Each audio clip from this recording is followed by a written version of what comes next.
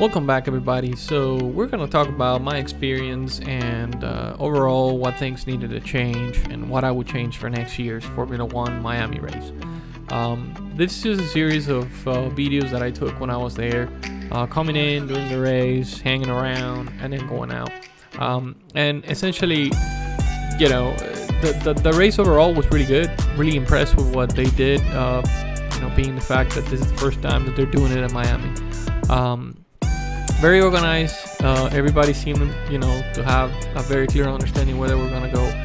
It was a really hot day. I mean, it was hot, and stupidly enough, I was wearing jeans, and that would be something that won't be doing next year. Definitely plan to go next year to see, essentially what changed from this year's to next year. Very big. There's a lot of land. Coming in, I took an Uber, so I didn't have to worry about, being essentially walking around from the parking lots. I heard the parking lots were really far away from where the entrance or the gates were. Essentially, a lot of people had to walk, several miles to get to the gate. So, essentially, a lot of people flooding the gates. I think I was like an hour before getting in there, and a lot of people were there. The event started around, it was like 2 o'clock. I went on a Friday, so it was a practice day. Couldn't get the tickets for Saturday and Sunday, but this is an overall really quick video. The purple kind of like pinkish, thing you see on the left, that was where I was sitting. I was walking around. Everything was so damn expensive, and the thing is that they were not accepting any cash. So you had cash, you screwed. They're not taking it. You had to pay either with a credit card or with crypto. They were accepting crypto because the Bitcoin people were there. They were showcasing new cars and pretty awesome stuff. Cars were new design, being introduced this year. Very, very streamlined, very aerodynamic cars. But I think one of the things that they made it look like Miami style was the area in front of the stadium, the Hard Rock Stadium. Essentially, you had everything from like the VIP sections to like where you would buy everything in terms of the caps, wearables, and shirts and everything, you name it. But everything, it was like 3x the price that you would get them online. A lot to walk. It was a very, very interesting walkthrough. It just turned around where the fountain in front of the stadium was, the podium was, and essentially the race intersected a couple sections, and there were a couple bridges that you had to go up and down to cross over. Really, really nice, racetrack. It was laid out really well. Very, very impressed with how they put it together. And how it ended up being, right? Where I was sitting, it was okay. This is the area where you kind of have to turn around. There's nowhere else to go. There were some people in the stadium, as you can see up in there. And, it's... I don't know if they were... I'm pretty sure they were charging for those tickets, and they were very expensive. But, I have no idea. I didn't look for those. But there was a lot of people in this area. I mean, this was all artificial grass. Very hot. It was like a polymer grass. You could literally fry an egg in there. There was a lot of restaurants, Heineken, the crypto bar. This is the crypto bar I was talking about. Huge. I think it was the biggest one out there. It had two stories. You could go upstairs, get more drinks. You could hang out downstairs, get food. People would bring in their foods in there and continue to drink. I mean, it was really awesome. And then you see some Aston Martin people hanging around, talking to people, drinking, having fun.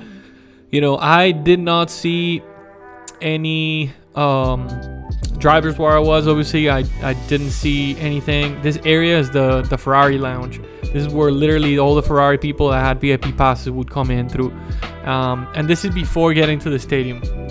And the Ball Harbor shops, I mean, essentially this is like VIP, more VIP. All these was like very expensive tickets. This is the huge Ferrari setup over there.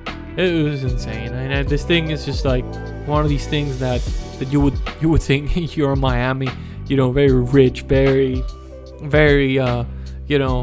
you're there, we are here, we got more money, you know. Very, you could see the social classes were very distinguished, and it was very cool, very cool. But like I said, it was a really hot day.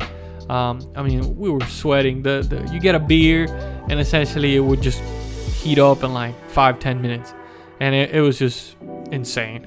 A lot of people. This was I recorded this like midway. You know, kind of like I stepped out while they stopped the practice, and then I walked around even a little bit more. Here's where the McLaren, I believe the McLaren people were showcasing some cars, and then there were also, yeah, right here, and then there were also the Ferrari people showing off their cars. Very nice stuff, cool. But essentially, this is one of those that you know, I walked around these stores that they had two, the main one in the entrance and this one right here. You would get a hat for like $100. That's nothing. And this was like the showcase of the racetrack. It was an artificial kind of like, you know, water pond or whatever they did. To me, it was funny because it was just, you could smell the plastic. You know, it was the sun was literally melting this kind of like cover they put in there.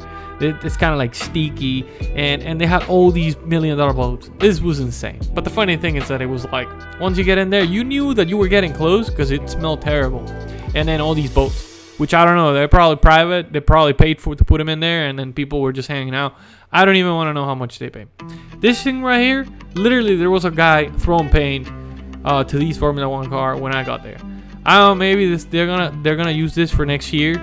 They were probably doing it this year just to show it. Pretty nice stuff. I mean, this car is aerodynamically completely different. Very good, amazing. This is where I was sitting. Just a quick shot. Turned 13, I believe, and or 18. One of those. If they're coming in from the straight at the back, they're hauling like 310 kilometers an hour, and then they turn, and that's the split between the pits and then straight on continuing to the track. So, you know, amazing how they sound. Amazing how these cars roar. Amazing how they can go really fast and you can hear the aero wind kind of like pushing it. But this was like as close as I could get, because even though it was practice day, people were very adamant on their seats, and they were very organized. I didn't encounter any problems, anything crazy. But here you can see where the cars were turning, and then they were like literally continuing the way. Very interesting. But again, once you're in these races, I mean, I enjoyed it, but I'd rather watch them from home because I see more of it.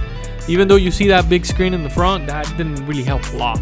And finally, you know, those guys over there, they were like simply giving beers. You could buy some beers. Those were really hot. They moved a lot of money on this one. But I would improve the actual parking. I would improve the way that certain things were located. And I would definitely, the mafia with his tickets was crazy. I mean, this, I don't even know what to say, but like people were paying like, you know, $5,000 to go to to this race on Saturday and Sunday. There's some, like the VIP ones were like 10,000. I don't know if I'll pay that much, but guys, this is just a quick video. I just wanted to share these things with you. I hope you enjoy it. Let's save it for the future. We'll see. We'll come back next year and then see how it goes. But anyways, thank you very much for watching this video, and have a good day.